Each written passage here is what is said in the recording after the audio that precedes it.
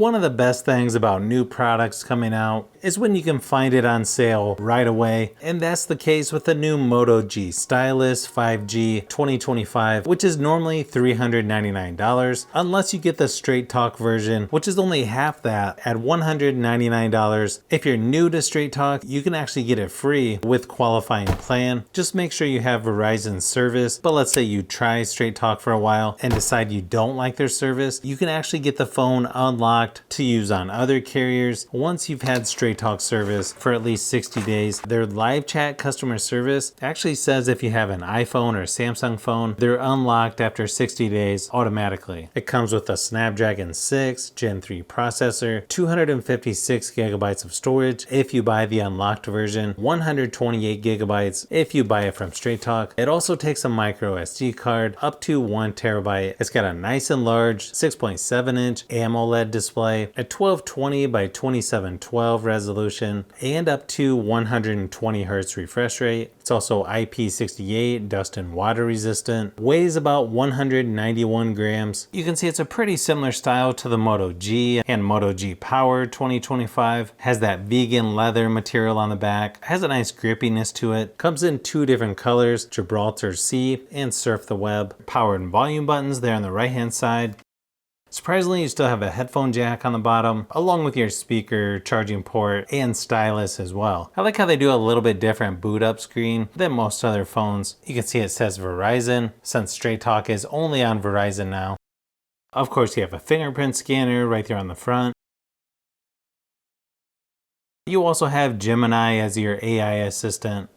It's on 3-button navigation by default, but you can always switch that to gestures. You can also do it later in the settings, and you can also change the button order as well. If you're not familiar with Motorola phones, it's got some tips and tricks here that you can go through. I definitely like the wallpaper they're using on here. It makes the screen look nice and vibrant. Left of the home screen, you've got the Google Discover newsfeed. I think the screen quality on here actually looks really nice, probably similar to what you would see on Samsung phones. It's also Widevine L1, which is good for streaming apps like Netflix. You can also watch upscaled 4K resolution for YouTube videos. You can see when you take the stylus out, you've got a pop-up window for things you can do like take a note, screenshot, freeform, select things on the screen, sketch to image. You also have a handwriting calculator. If you hit the little settings icon, you can actually put pretty much any app that's on the phone in that pop-up window. And then you just tap the little pencil to have those pop up. You can also tap and hold on that pencil and move it around on the screen if it's in the way, or you can even put it on the left-hand side as well. I feel like they redesigned the stylus to look more like an S Pen. It actually feels like pretty nice quality. Swipe down once to get your notifications. Swipe down again to get all of your shortcuts. And you have most of your typical stuff like Wi-Fi, Bluetooth, auto rotate, wallet, flashlight, airplane mode, hotspot, screenshot, battery saver, nightlight, screen record, screencast, Dolby Atmos. There's actually a lot of stuff in here. Plus you can add a lot more stuff on here as well by hitting the little pencil. If you swipe up, you'll see all of your pre-installed apps. And really there's not a lot of extras on here, just mostly the ones from Google. If you go under settings, about phone, that'll give you most of the specs for your phone. It's only using 19 gigabytes so far of the 128 available. It's also using 4 gigabytes of virtual RAM to take it up to 12 gigabytes, but you can go up to 16 gigabytes. You can also choose between auto, 60 Hz, and 120 Hz refresh rate. If you tap and hold on the home screen, you've got different themes to choose from. So it'll change the wallpaper and accent colors to match. Or you can go into wallpaper and choose a lot of different ones. Or you can just choose wallpaper and download different ones. And then you have all the stock Android wallpapers on here as well. Here on the lock screen, you do have a little widget here with news that you can customize. Kind of reminds me of the Now bar that's on Samsung. I believe this gets 2 years of major software updates, 3 years security updates, so they could definitely do better there, especially considering what Samsung and some of the other competitors are doing. You can see the benchmark results are a little better on here versus the Moto G Power 2025 in single and multi-core scores and GPU performance as well. I think it has decent performance for the price and should have enough power to do most things that you would need to. You could also do some light gaming on here as well. I know when testing PUBG Mobile and Asphalt Legends Unite play, it seemed to play fairly smooth. It didn't seem to have any glitches or overheat in my testing, but obviously it's going to depend on which games you're playing. It's got a 5000 milliamp hour battery, up to 68 watt turbo power charging, and then 15 watt wireless charging. I also ran my typical battery drain test at 100% screen brightness, and it lasted about 14 hours, which is really good compared to other phones I've tested. So you should be able to get a couple days depending on your usage, signal strength, and a lot of other variables. Even though you do have a headphone jack on this phone, the speakers on here are actually nice and loud. Here's a quick sample just to give you an idea of how it sounds.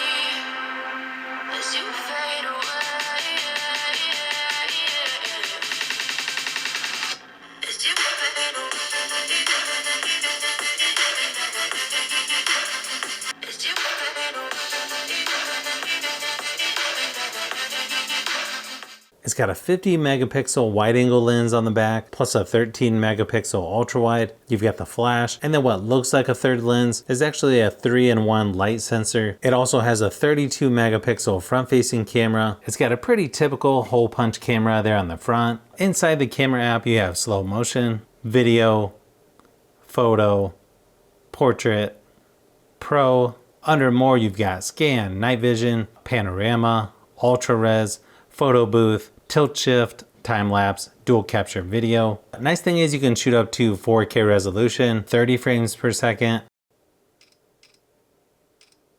Not the fastest shutter speed on here, but pretty decent quality, at least in my studio lighting. Here's a few quick samples just to give you an idea of what to expect from the new Moto G Stylus 2025.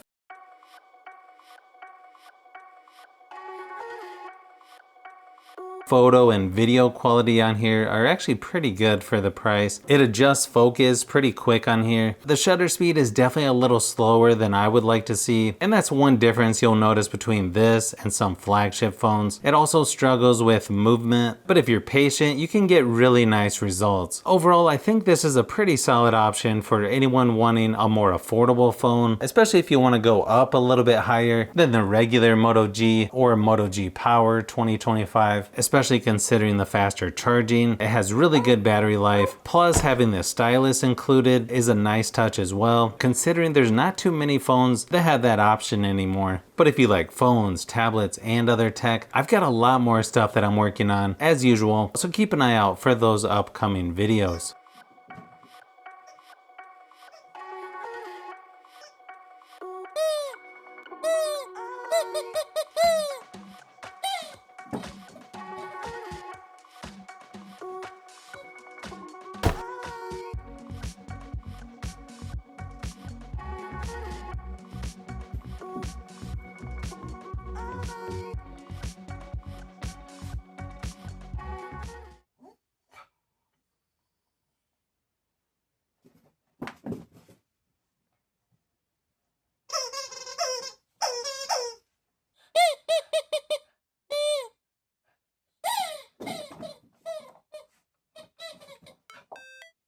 So if you've made it this far into the video, you may want to say thanks by subscribing, and don't forget to give a thumbs up if this video was helpful. This is Brian from Fishbee Productions. Thanks for watching, and I'll see you on the next one.